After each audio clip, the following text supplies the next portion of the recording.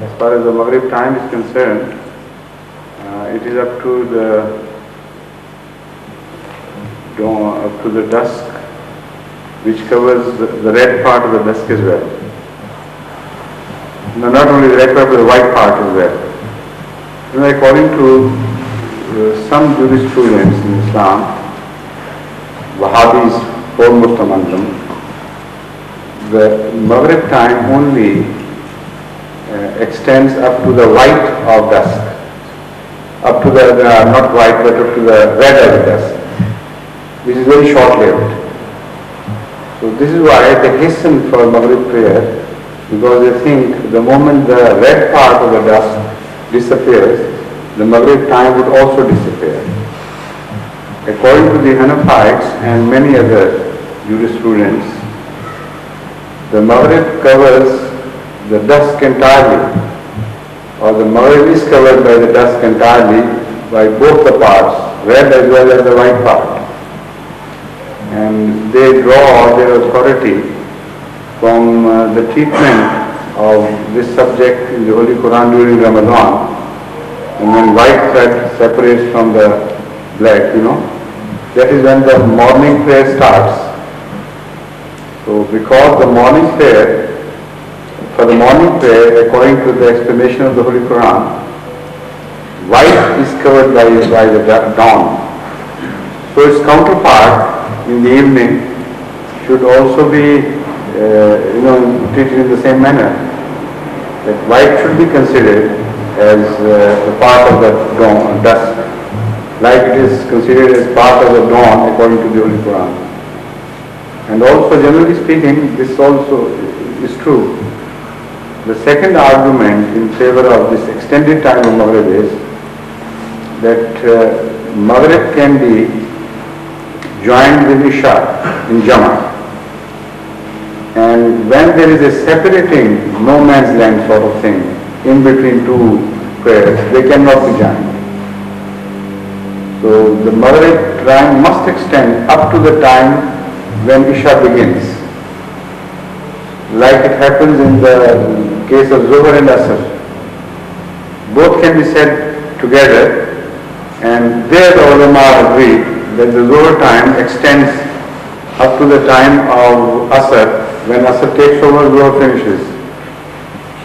So similarly, Maghrib and Isha should be treated as sister prayers, where their times join with each other. Asr cannot be said with Maghrib because there is a separating line of sunset. Similarly, Zuhr cannot be said with Fajr because again there is a separating line.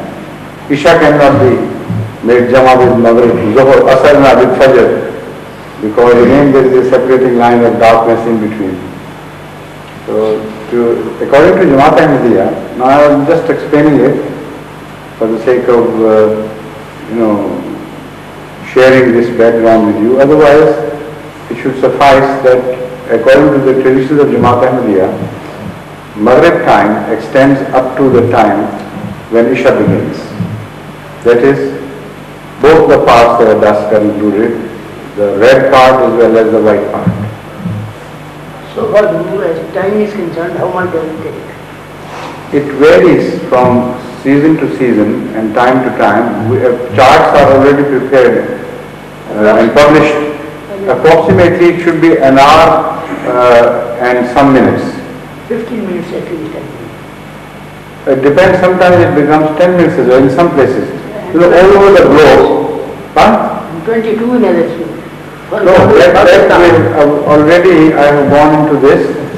That was in relation to the Rabba timings when it was decided. But in other parts of the world, the same does not apply exactly. Yes. So we have consulted the charts which are already published, and we have instructed many Jamaats in Europe and other northern parts as to what principles they should follow. The morning prayer sometimes here starts an hour and a half before sunrise. In London, for instance. And the same is true of Norway and other northern parts. And in Pakistan, the maximum time is 1 hour 22 minutes of your connection. So it's a variable factor, but not much variable, only by a few minutes. Approximately, we said an hour and a quarter. Yes. But in case of dawn, this is good. I mean, everybody accepts it. But in case of dusk, although technically speaking, this should be the length, but this is not followed in practice. In practice, after about half an hour or so, it is considered that it's getting too late for Maghrib. So the tendency is towards saying it earlier, closer to the sunset, than later towards Isha. And when this, Isha, Maghrib is getting late, and by that we understand half an hour, after half an hour, it is considered to be getting really late. And when it gets further late, then the tendency is to say Jama, because it is said that that time is perhaps the meeting time of Maghrib and Isha, so it should be said Jama rather than separately. What is the reason for that? I mean, positive reason in terms of jurisprudence, that I can't say, because I don't know any such reason. Only Urf-e-Aam has said, understood by the practice of people, and the influence of time itself, is such. When we are entering night from daylight, that time is oppressive. And one goes under it, a sort of blue covers the whole thing. So if the Maghrib prayer is getting late, psychologically one feels that it is getting out of hand, Night is setting. Morning time has a different psychological influence altogether. So I think it has something to do with the psychological aspect rather than other technical. Another reason in tradition is also. Why? What? You go to the microphone and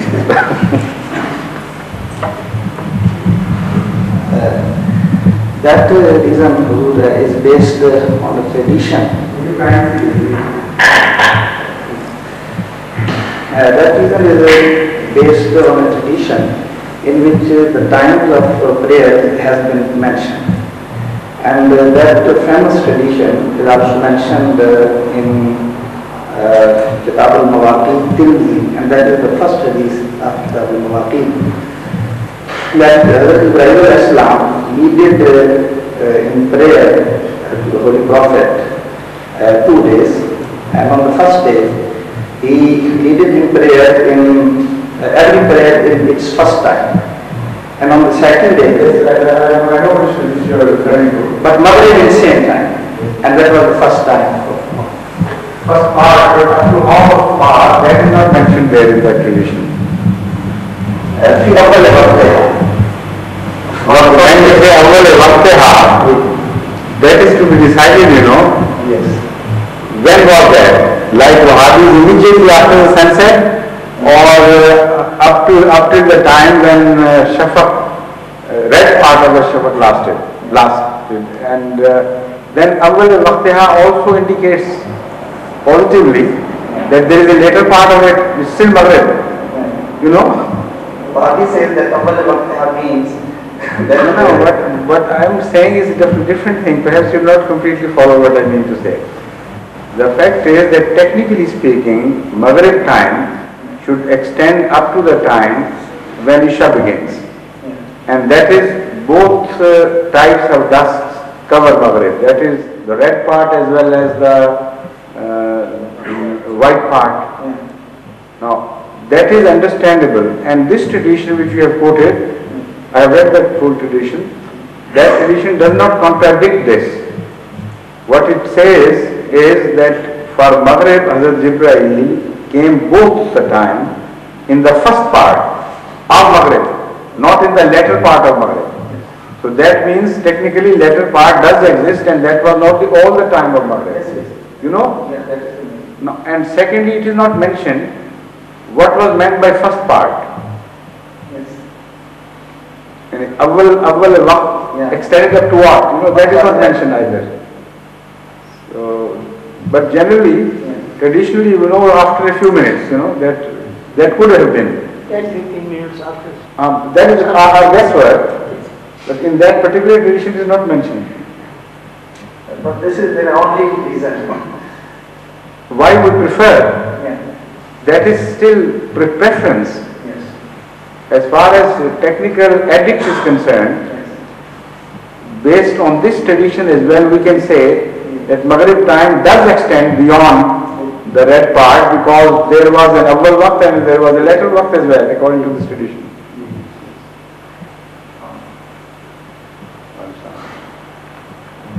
Yes, but Sahib?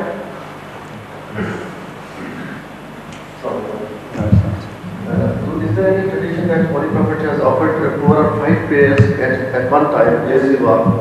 During Jang-e Azab, that is Ghazwa Azab, one day it so happened that the Muslims were so busy defending themselves from dawn till dusk, even till the time of Isha, that they had to say all the prayers together behind Muhammad at the Isha time.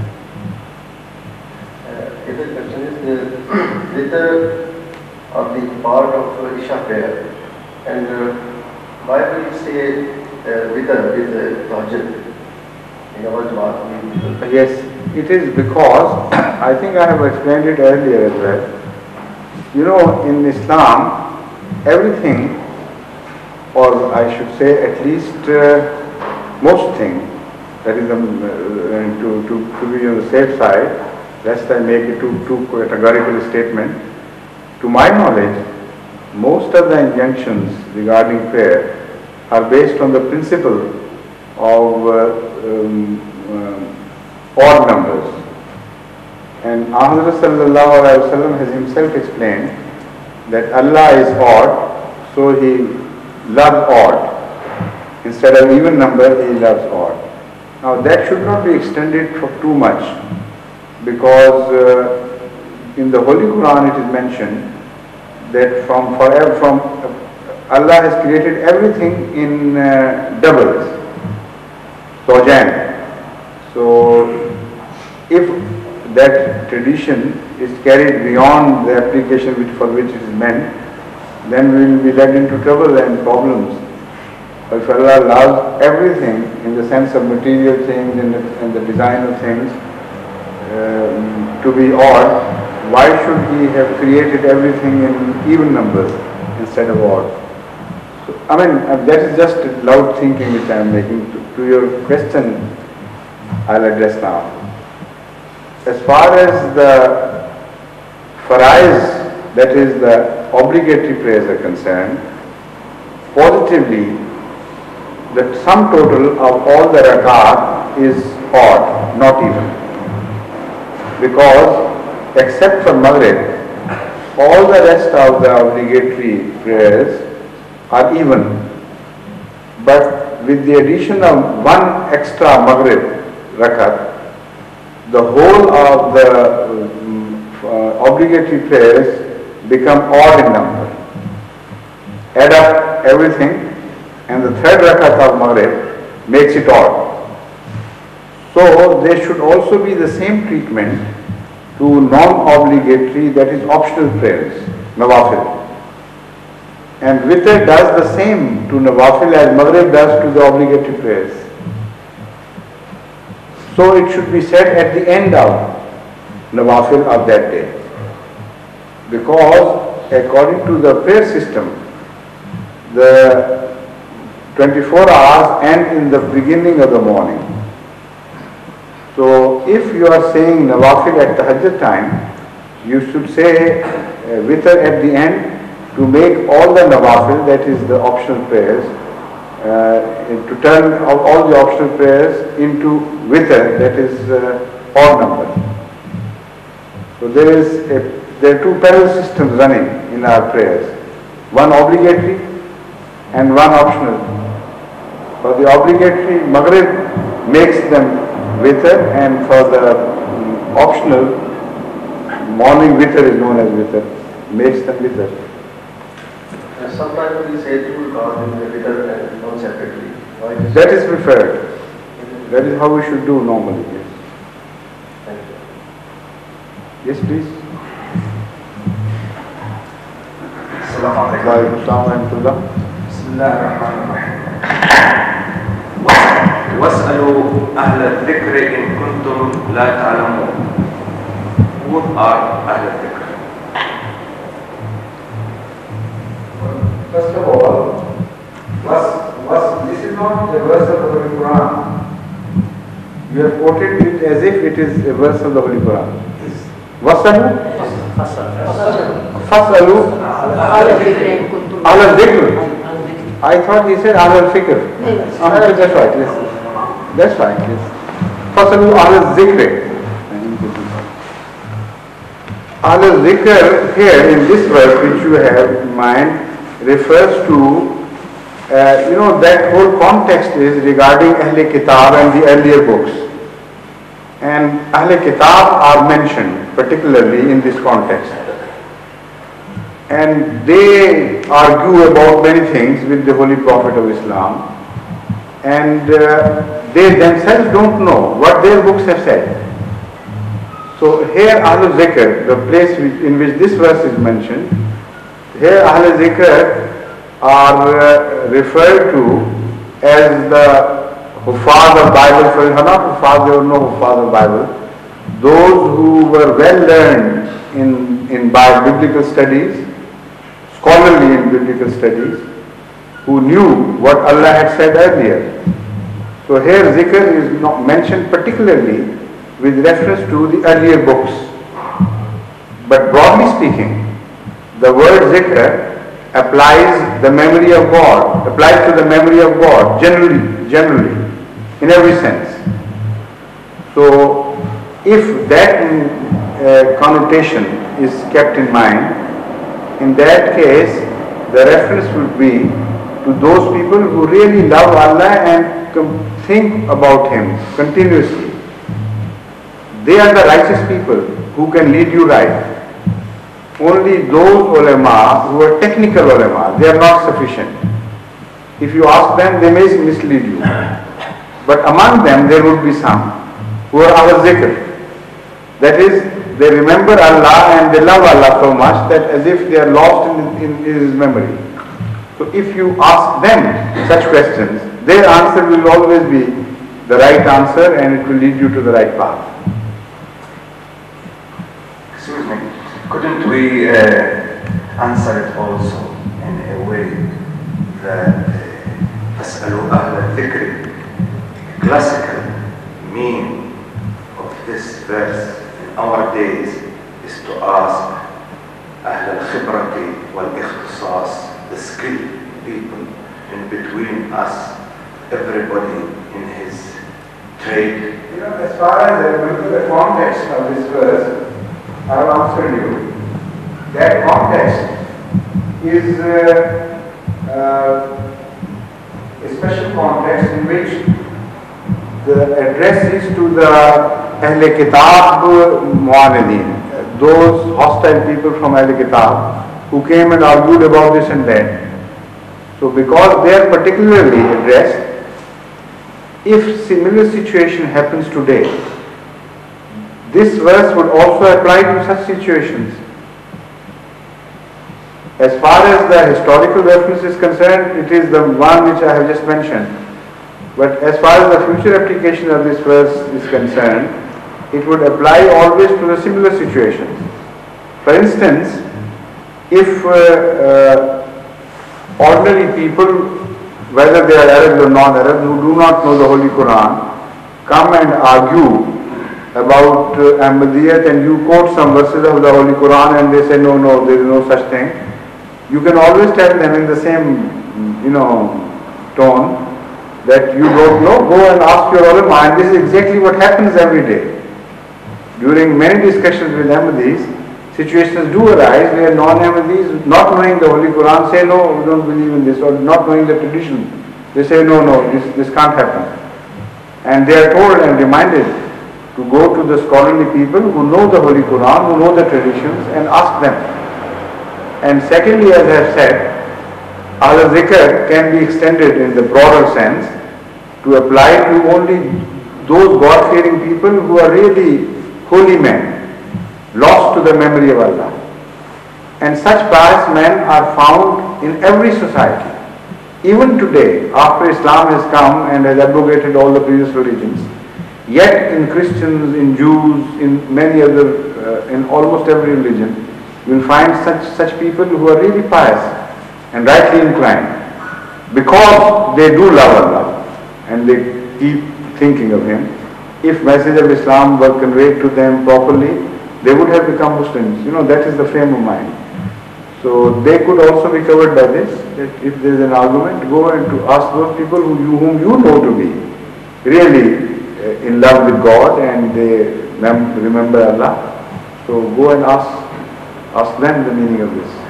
Excuse me, to make use of this verse in the practical life, wouldn't we also say to some people who are really succeeded very much in their trade, in their subject? Let's say like this, doesn't write that at all. Not at all. Not under zikr. Zikr is a term of the Holy Quran, and this should be understood in the light of the Holy Quranic terms. Zikr here is like zikra and zikr, you know. This is a special term of the Holy Quran which applies either to the books or to the memory of God or to a word of nasiha. Apart from that, I don't know if the Holy Quran has used it in any other context. So that you can do without reference to this verse. Why not? For that you don't have to seek a license. You know. Please, Assalamu alaikum.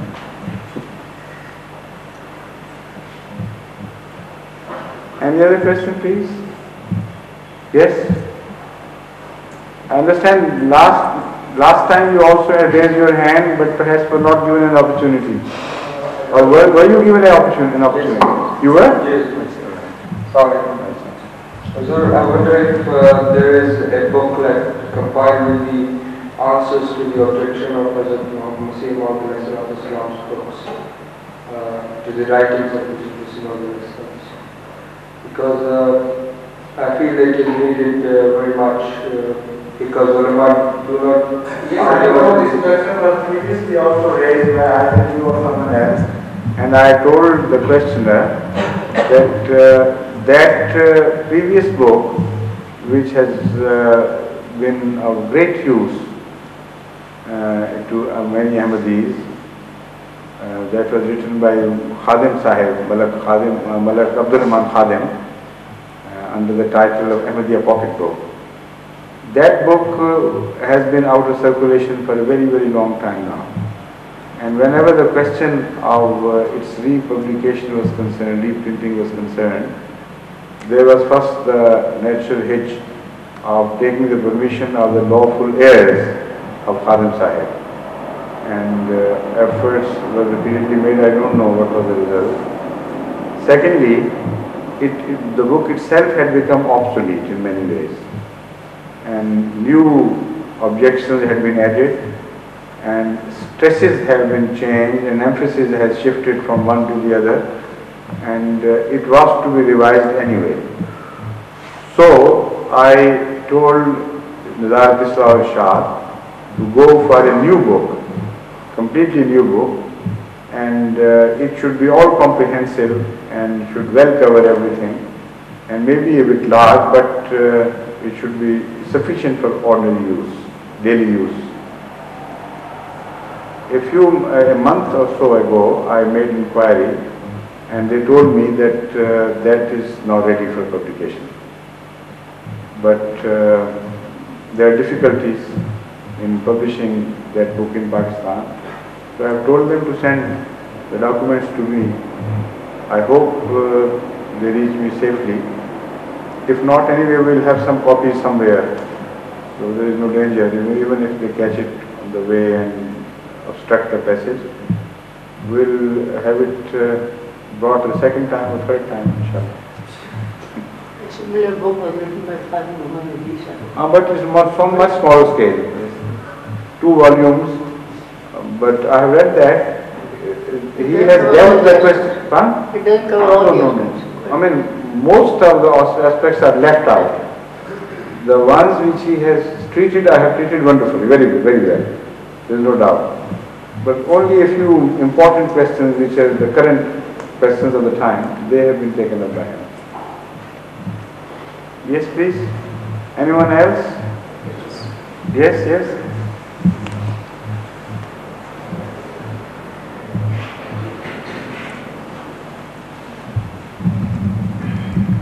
So, in view of an hadith concerning the functions of the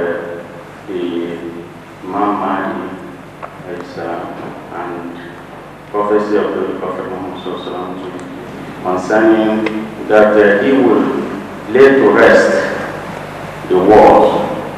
That is, He will lay to rest. he will lay to rest wars by a downward harm. I see. And when we found out about this function or the prophecy of the Prophet, and we also found out about the prophecies of the promised Messiah concerning the wars that will be fought. One had actually taken place at the Second World War, and the Third World War II being prophesied by him. How do we compromise this prophecy with the functions of he to lay to rest wars and prophesizing? The word wars are not related by this tradition. Yadol Harb does not apply to political wars or wars of other worldly nature. It only applies to what were known as holy wars. Qital fi sabilillah. That is the fighting in the cause of Allah with material weapons. That is what is mentioned in this Yad al-Harb. And this is further supported by another tradition belonging to Sahasita, that is the 6 most trustworthy books, which refers to the coming of the Messiah in the latter days and his intention to raise weapons, to raise arms against 2 very powerful enemies who would have conquered almost the entire world. That is, Yajud Majud are referred to that tradition. And Allah would stop him by wahi. The words in Hadith are that Allah would send wahi to him. And in that wahi will tell him to drop that idea altogether. And Allah would instruct him that Allah himself has created 2 worldly wise, so strong people that it is impossible for any other nation or any other people to fight with them with any success. So that is a futile idea. Forget about it, because it is against the design of Allah. What we should do instead is to recede to the mountain, to the foots of the mountain and pray. And that is the weapon which Allah has granted you to fight these 2 big enemies. So, in the name of God, in the name of Allah, when Messiah, according to this prediction, would think of fighting these people, Allah would prohibit him himself. So that is the meaning of Yad al-Harb. On the side of Islam, there would be no material fight in the name of religion. But as far as the spiritual fight is concerned, prayer would be the main weapon in the hands of the Muslims of that time against these big powers. As far as their mutual fight is concerned, that has never been negated in any tradition whatsoever. In fact, in the Holy Quran it is said that they will go like wave after wave. They will conquer the whole world. And the Holy Prophet of Islam himself has mentioned with regards to the Dajjal that he would conquer by force the whole world and subjugate the world powers. So those worldly wars are not negated by this hadith, Yad al-Harb. Yes, please, go ahead. I know you need them because in your country you are missionary and you do come across many odd questions by which you do not have opportunity to ask, personally. So you are most welcome. As regards to telling lies, we know that telling lies, we know that it's not allowed. Can one tell lies if it's forced to? I will give you an example of assertive. Can one tell lies? If it's compelled, Forced. When it is forced to whatever is said, it will not be lie. Would be a false statement. I'm giving an example of. I've already answered your question. Yes, sir. I'm still. Everybody has his own threshold of toleration, after which he breaks down. So if somebody breaks down under torture, whatever statement he makes is not considered to be a statement at all by any court of law. It is mentioned as a statement under duress. So that is neither lie nor truth. So you can't tell lies in any situation. So what is our view concerning the biblical words about Ibrahim alayhi salatu wasalam, that it appears... Why didn't you straightforwardly ask that? I was coming. If you had ultimately to come to that, I have already explained this in many places. I'll have to, in fact, bring to books Mr. Akil's department. He has not been sending you the relevant cassettes. Sure. Akil sir, have you been ignoring him? No, sir? No? So you have not been listening to them? No, I've not been receiving. Fine? I've not been receiving. I've been receiving. This is a very debatable question. Trains usually go to Lagos. To Lagos? Yes, he's at Ibadan, so maybe perhaps they are not. But there is something wrong. It shows because many questions he has asked has already been answered by me. And if this is a normal custom that every mobile who receives a cassette should at least listen to it himself, then it's impossible for him not to be aware. That means the system there is lacking. There is something wrong with the system. No particular board regarding No, that's not the question. Even if you provide them with hundreds of thousands of them, if the missionary in charge doesn't consider it to be important enough to have them duplicated and sent out, this will not happen. So inquire from him, from the missionary in charge, why it has not been happening. Because choice was not given to him. It was said positively that whenever you receive a cassette of any sort, you have it duplicated and send it to all the branches. And he being in charge of one area, one big area, he must have received those if he had been, the missionary in charge had been performing his duties. Thank you for pointing out to this defect. This question has already been answered in detail, so you better listen to the relevant cassette and get at least the catalog which has been published. Yes. And inshallah you will find almost all these questions which are agitating your mind present in that. Yes, sir. There was a discussion in my house regarding the following matter. Hazur's guidance is humbly requested on these two situations. If a person is saying namaz prayer, and somebody knocks at the door, and the person has to open the door, but not necessarily to speak a word and continues the prayer, will this be regarded as prayer and say the whole prayer again, or can the person continue where it was left?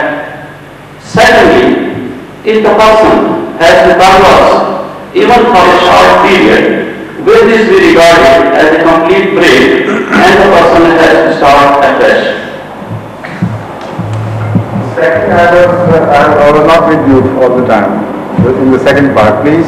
Secondly, if the person has to converse, to talk, To converse to converse, with whom? with the person who talks at the door.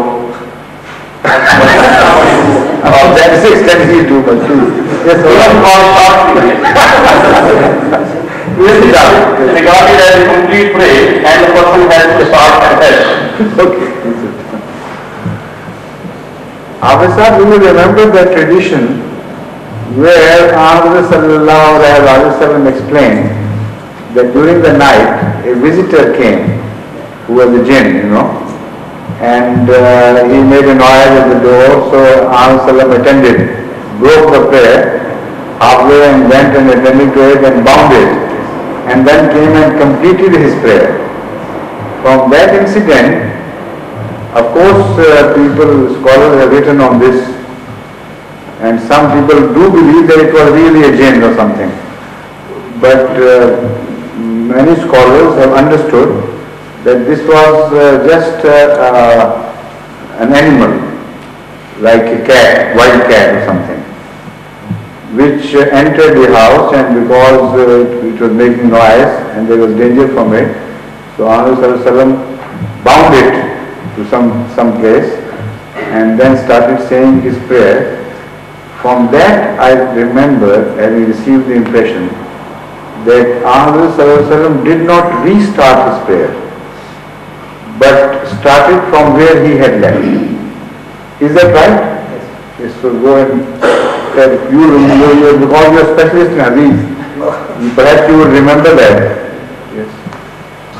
You remember the tradition?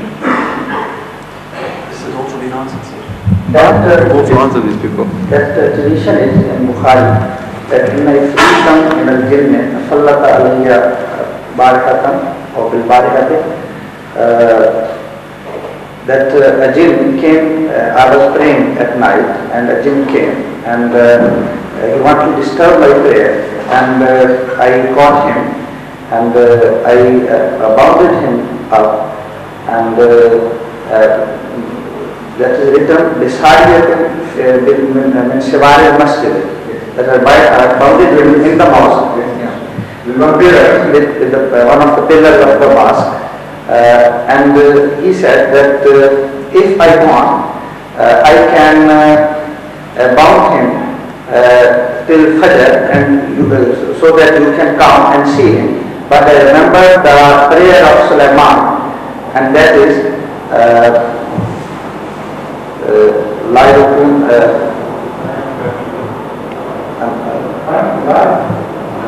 لا ينبغي لأحد من بعدي فبهب لي ملكا لا ينبغي لأحد من بعدي إنك أنت الوهاب.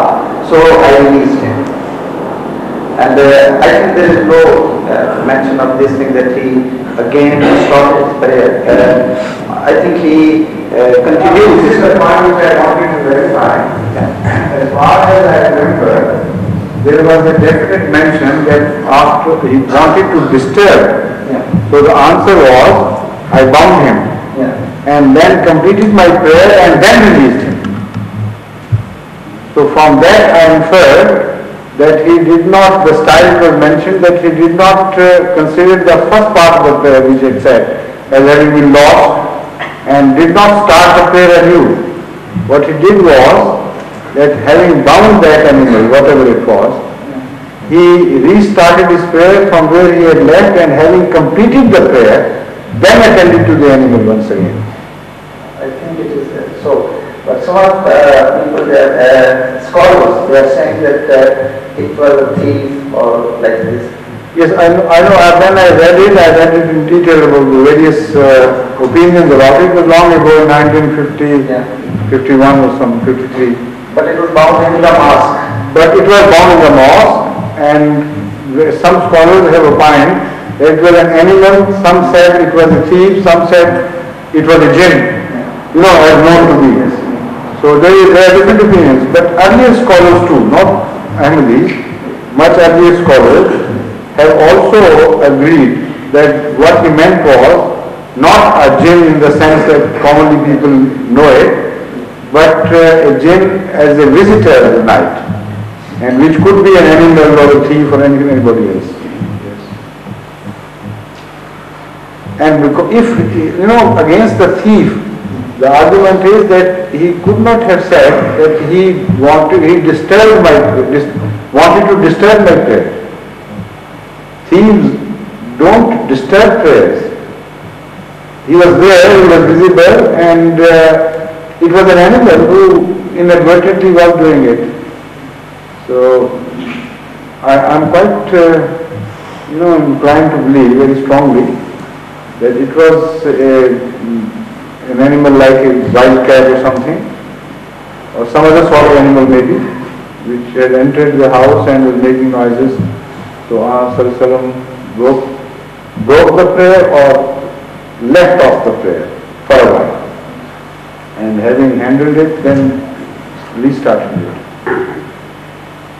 So you don't remember any words from the text that he restarted? I remember exactly, but I wished before to ask this thing, how we can compromise that he remembered the prayer of Sulaiman. And that is something which could have been added by Imam Hazrat Abu Hurairah. It was a tradition reported by him. These things have happened to the traditions. One who is quoting these traditions, he remembers something himself and draws a wrong inference from the tradition, and something comes to his mind from the surah, from the Holy Quran or some other thing quoted to him, and he adds it, makes it joint. And this has been proved in other places beyond doubt, that the joint was made by someone who was relating the tradition, and it was not a part of the tradition. In such a case, there is a debate between us and the non-Ahmadis. A joint was made by some narrator, and it can also obviously be detected. But the non-Ahmadi Maulvis of today, knowing it, that this is what had happened, make the impression upon the people that these were the very words of Muhammad sallallahu alaihi wasallam. So something to that effect must have happened. Otherwise, the meaning would be that the jinn was of such a nature that who could have created the whole empire for Muhammad sallallahu alaihi wasallam of the grandest form, even greater in grandeur and glory than the empire of Hazrat Sulaiman alayhi salatu. And because he remembered the prayer that, oh God, don't give this opportunity to anybody else, so I released the animal or the jinn, as if Allah did not hear and he heard the prayer. The net result would be this, that this prayer which was asked by Hazrat Sulaiman, which was begged by him, addressing Allah, was ignored by Allah. He still provided that opportunity. But Sallallahu accepted that prayer. Yes. So that is absurd. He could have said it. Not in that sense at all. So I'm quite sure that is an additional part, al-haqi, which has been added by the narrator, and because he understood this meaning, so he added this.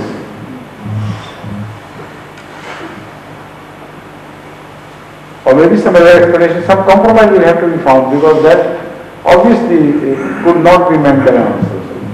Some of the people say that this is kasha. No.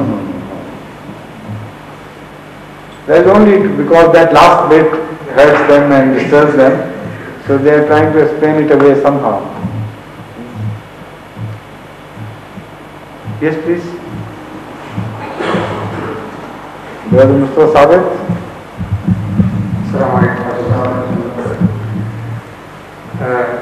An observation and a question. Like Mr. Bashir. Not exactly. It's becoming more and more popular, Everybody starts following it. It's concerning the hadith of the Holy Prophet sallallahu alaihi wasallam. تطلع الشمس من المغرب. That is the sun will rise from the west.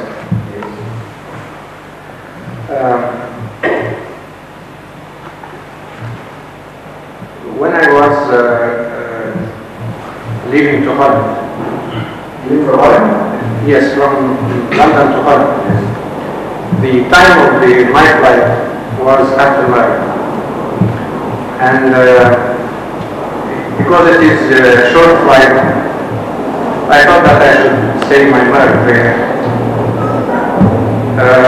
When the plane starts moving, and I finish my Maghrib prayer, then the sun was visible. Could that be taken also as one of the meanings of this hadith? Because actually, but then you must have seen the sun from Mashriq, not from Maghrib. No, from Maghrib. Traveling towards. Apparently, the plane, when it took off, it was taking off in the direction of Maghrib. You know, then it's alright. Yes. If it's traveling only, if it is visible from Maghrib, then it's traveling in the direction of Maghrib. Yes. And Holland is not in Maghrib, so this is why I was confused. Yes. When it took off. It took off, it was traveling in the direction of Maghrib while gaining height. Yes. And during that process, you're quite right. So actually, this happens every day. It does. Yes, this happens every day nowadays. There is a phenomenon which was unknown to the world at the time of Muhammad sallallahu alaihi wasallam. Yes. So literally speaking, this has come true, and it has become a common experience with pilots. That sometimes the sun is set, and when the plane is traveling at say twice the speed of sound, or even at the speed of sound, sometimes it overtakes the sun, and you rise above. Also because you are rising above, the ordinary horizon. So you can see the set sun which had already set on ground level. But at the high level, it becomes revisible. So because of these two factors joining hands together, it happens almost every day. I mean, does happen every day in fact. Yes. In many planes. So then because sun was set to you once in the Maghrib, because it reappears to you from the Maghrib, so the tradition of Muhammad sallallahu alaihi wasallam becomes literally true. Literally fulfilled. Yes, literally fulfilled. But also there are other metaphorical meanings which Masih Maud Islam is referred to. And it also may mean that the East would receive the message of Islam after the Western people have accepted Islam. Many Eastern nations would then follow them up and get the message of Islam from the West.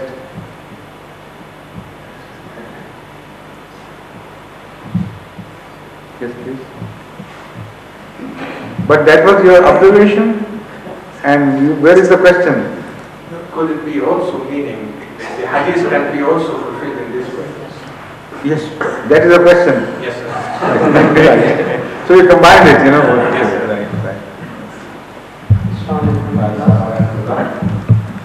Today's khutbah, Hazur mentioned the hostile attitude which happened. Hazur said it was in Huddersfield. I have rectified it already. I think that area is just one field, Bedford, etc. Sometimes I refer to Huddersfield and say Bedford. What I mean is there is a bunch of Ahmadi Jamaats in that general area. So I take one name which I think is sufficient for the whole area. So that is why it automatically came to me. But what I meant was Bedford, not Huddersfield. So later on, when it was pointed out to me by somebody, I told the cassette people to come to me and have it rectified in my voice. So it has already been done. Similarly, the word Amma was left out from the recitation, which I every week or more than once I recite in the prayers. So during the discussions, one quotes a verse sometimes only partly, and that is what I did. Not that I didn't know the correct verse, but that is what I did, and it was pointed out that some people may object. They will say that you have left the Amma out here. Because Amma is a question and I use that as by way of answer to a situation, in applying to a situation. So I also accepted that objection and rectified that too. Secondly, when the football will be distributed, that verse would be complete and also that mistake will not be repeated with translation. Secondly, regarding the fostering of the orphan children of Al-Sabida, how quickly the decision is sought? You know, Ahmadi Jamaats can offer to the concerned governments, relevant governments, say that you are going to accommodate a number of orphans from that area. So we as a community offer to accommodate that many among them, that many from among them. For instance, if the Jamaat England can say we will look after 20 orphans, that offer should be made to the government or to the department whichever is handling it. Maybe some semi-governmental organization is handling this question. So it may be accepted or it may not be. It may not be, yes. As far as we are concerned, because we are presenting it as a gift to God, that will be accepted by Allah in any case. In fact, it is my wish it is accepted, then there will be no Bali, there will be missionaries. But that was not the main purpose. The purpose was to serve mankind as such without regard to whatever religious denomination he belongs to. That was the original purpose. But that could be an added benefit, but it may not be. Because if the orphan is grown up, nobody can force him to change religion. If he can change, well and good. If not, still you will have to look after him, and you should not interfere with his religious practices. That should be a condition of this offer. Otherwise, this will be wrong. Please.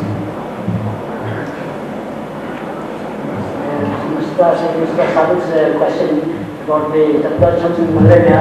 I think the other verse I'm reading to you, it is totally like the same. The other verse I don't know you read now is similar. Rabbul Mashriqain, Rabbul Maghribain, Fabiyyi ala rabbikuma tukazziban, the Lord of the East and the Lord of the West. Which are the favors of your Lord shall deny. So when you go to Haran, it's East. And again you see another sun there, the same sun, still two East, and there are two East, and similarly you go to West, out there is West. So not Haran. The East is the eastern part of another East. Yes. And then you go from Egypt, and then you go beyond. Yes, they always do East, another road. You go to West, another West. That I know, but I'm asking.